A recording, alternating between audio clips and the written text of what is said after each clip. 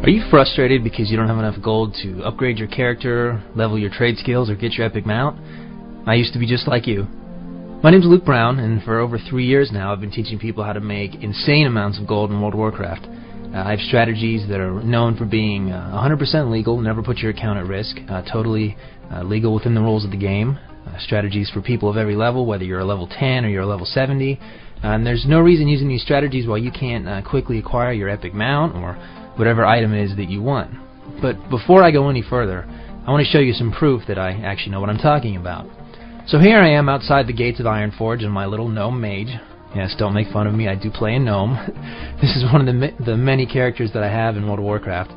And I'm here in Ironforge because I want to show you that this is actually a real server. You know, there's a lot of people out there claiming to be able to teach you how to make gold, and they show you pictures of their bank account, their gold totals.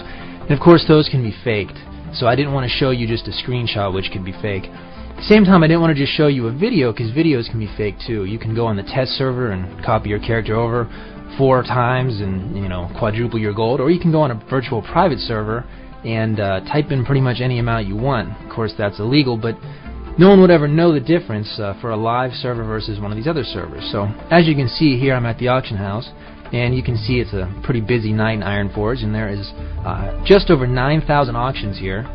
So this is a real server. These are real auctions with real people. So you know, these gold totals are real. This isn't a fake video. I saw a video the other day. It was a guy. He was in an empty auction house in an empty city, and he had like 200,000 gold. And I was just laughing because there's no way to tell if that's, you know, legitimate or not. So I'm going to show you this is a real server. The next thing I wanted to mention is my actual gold total on this character. This character is pretty much, he has his epic mount, he's pretty much maxed out his PvP set here, and I know it's tough to see, so I have an add-on called Move Anything that allows me to enlarge things, and you'll see I have over 11,000 gold. To be exact, I have 11,465 gold on this guy and 11 silver. And really that is done without investing a lot of playtime into this character. He sat dormant pretty much. After level 60, I raided with him a lot, I played this character a lot, and then he just sat there before Burning Crusade. He had just a couple hundred gold on him before Burning Crusade came out. And since level 70, I'm going to show you right here, I've only clocked about 10 days on this character. My total play time is 10 days and 15 hours.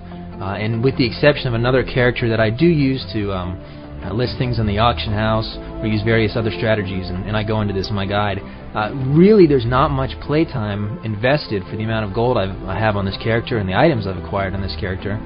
The great thing when you learn these strategies is no matter what level you are, to gain gold at your level, you don't have to sit there and farm for hours and hours and hours on end.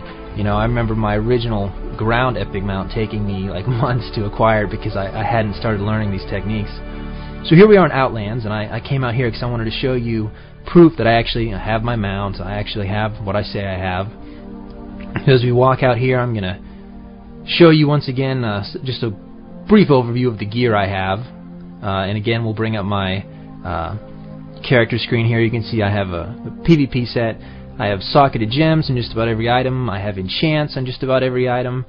This character is pretty much maxed out with gold, and the great thing about having the amount of gold that I have is you can pretty much buy anything.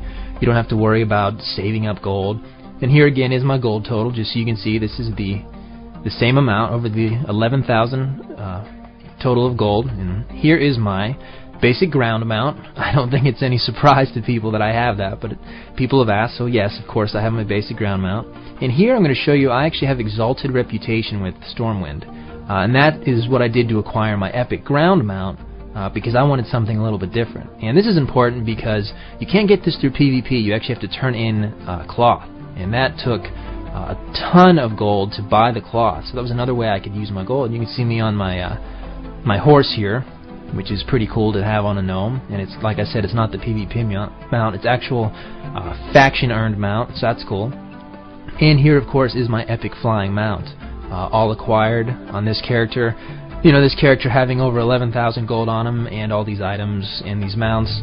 I mean, he's just raised thousands and thousands of gold, and as you saw, it did not take a lot of playtime.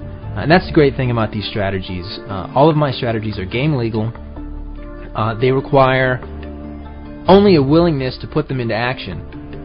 You know, I'm not going to lie to you and tell you can just sit there and do nothing and overnight have millions and millions of gold. That's, you know, that's of course ridiculous. Blizzard has made a really stable game, but when you use these secrets, there's no reason that you can't, you know, get your epic mount or your flying mount or whatever in a week or so if you're willing to put the strategies to work. And of course, the more you